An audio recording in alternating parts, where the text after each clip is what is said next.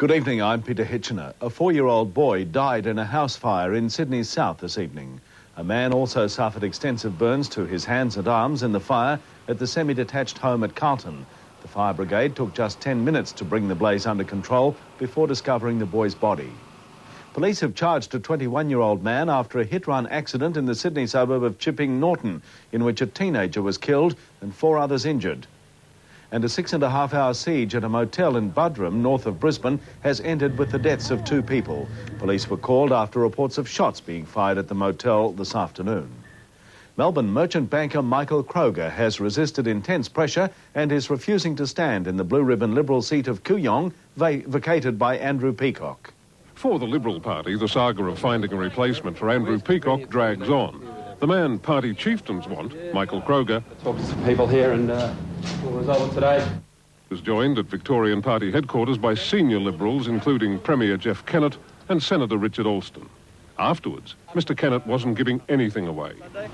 Never on Sunday. Never on Sundays? With Michael Kroger out, this man would be the probable front-runner for Kooyong, Melbourne lawyer Gerald Ryan.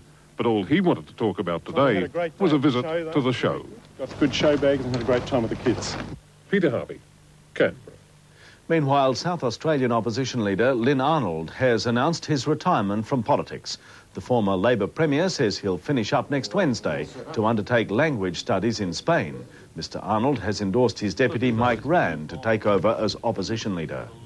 Former United States President Jimmy Carter has held more talks with Haiti's military leaders to try to convince them to surrender. Mr Carter is leading a delegation that's attempting to peacefully restore democracy on the Caribbean island. Anonymous officials say the 2 sides are drafting an agreement as US warships wait offshore to carry out an invasion. Canberra will take on Canterbury in next weekend's league final after defeating Norths today. Almost 42,000 people watched the Raiders end North Sydney's season 22-9, the Canberra side scoring 4 tries. In AFL, Melbourne today knocked Footscray out of the finals race. Next week, the Demons take on the West Coast in Perth and Geelong meets North Melbourne.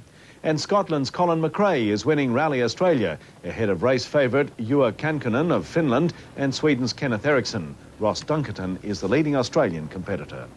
Finally, tomorrow's weather outlook: fine in Perth, Brisbane, Darwin and Canberra, showers in Melbourne, Adelaide and Hobart, and dry in Sydney.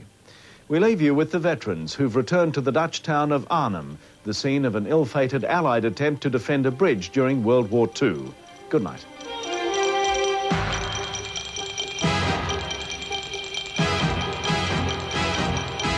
This has been a National 9 News presentation.